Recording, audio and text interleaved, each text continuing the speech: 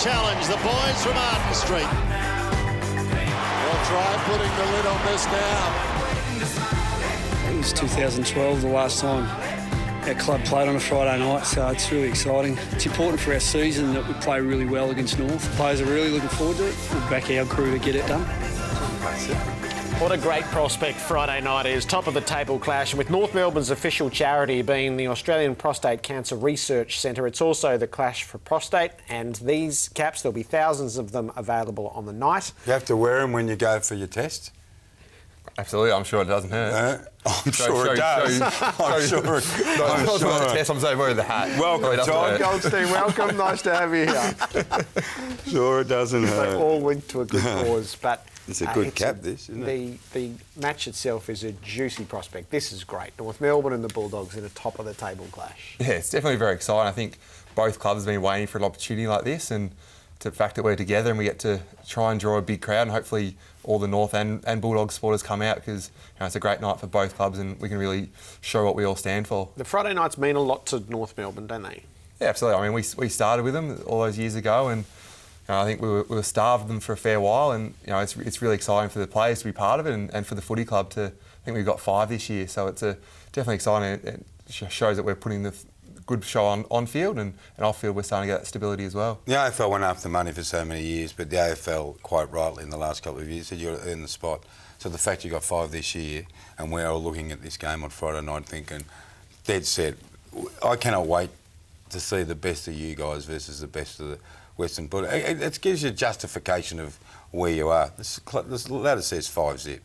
Yeah, it's the way you're playing football at the moment. Exactly. Both sides are playing very exciting footy, and we don't expect nothing less this week. And yeah, it's a credit to both clubs that I think a few years ago, I don't think anyone would have pictured us 2 teams being the top 2 teams after round 5. So it's a credit to everyone, and I think we're all proud to be part of that. Are you convinced that this team is better than last year's version?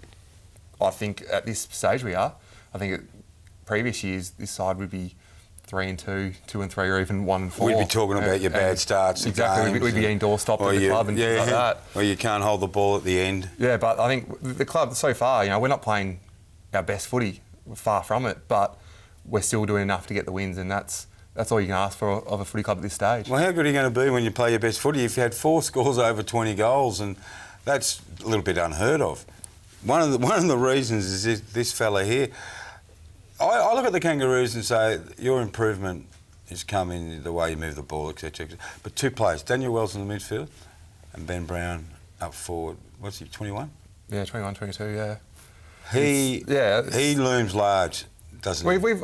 Ben's been showing these glimpses for a few years now, and I think on the back of probably Jared Waite's form as well, who's really taking a lot of pressure off the forward line, because Drewy and Ben can really focus on making a contest, and the rest of the stuff follows from there. So I think we've seen a lot of it from Ben, but now he's starting to put it together week in, week out, which is what we've been looking for. Have you changed? It's a sort of a silly question, but I hear all players get asked, and I just want to know if it's true. When you go into a season, you say, right, we're setting ourselves to play finals. When does that change? When you make the finals, or when you're 5-zip and you go, hang on, we can win. We can win the premiership here. Our footy is good enough to win the premiership. Does that come into the thinking? I think most sides think you're a chance, especially early in pre-season, think you're a chance to win the premiership. Reality sets in pretty quickly. I think when you get off to a good start, you can start to set yourself a bit. And I think we know that our football does stack up in finals. It has the last few years. So we know we have the game plan, the game to take it to that level. And it's just about finding that consistency throughout the year. And that's what we've been working on is, we've obviously, every club tinkers with a game plan each year. And, we haven't made major changes to it. It's still pretty much the same as we've played the last 4 or 5 years. Give us one tinker. Are you allowed to give us one tinker? I don't know if Brad thinks we're happy with that. But Brad's got I think watching. I think we've won't hear about it. I think it's just the way we've been approaching the game as well. We had a lot more measured pre-season, so we did a lot more match practice, a lot more intra-club games, and that got us ready for round 1. He said we're doing something different. We're not doing the same thing. So what was the different thing? The last probably 3 or 4 years, as long as I can remember since Brad came in, we've sort of scrapped the intra-club game. So we'd sort of do, maybe at the end of training we might do a couple of quarters and things like that. But this time it was a fully fledged game. Two separate teams, go to 2 different change rooms, prepare as if you're playing for a game. It's good for the young guys especially to be able to get their routines inbuilt. So when you come to round one, it's not a shock to anyone, and that's what we worked on through the pre-season, and it seems like it's worked. I reckon the last time we spoke to you was that Brownlow medal night. Yes. Yeah. And you thought you could win it, and well, you did that. Definitely didn't think I could win it. I'm only joking. I was glad that was. But a lot of people were really excited for you. How many votes did you poll? I don't know. 18 or 19, I think. Not bad. That's pretty good. Ruckman hasn't polled that many for. I think pretty much double my career votes last year, so I was happy with that. Your form over those 5 rounds, from the outside, I would think that most people would say it hasn't dropped. It's still at that high level. I'm not asking if you can win the Brownlow medal, but are you right now at the top of your business?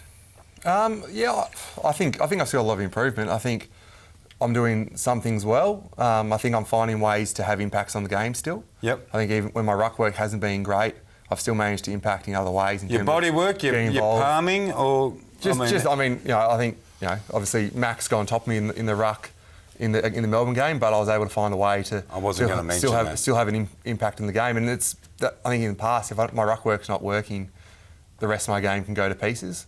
So it's about finding that maturity and that confidence that I can find other ways to impact the game. It was 18 votes last year, and you haven't missed a beat, I don't think, coming in. Who do you ruck against at the Bulldogs?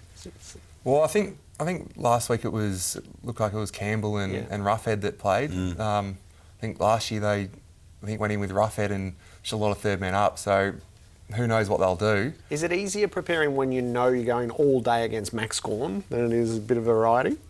Probably doesn't change too much for me. It's probably harder for the midfield.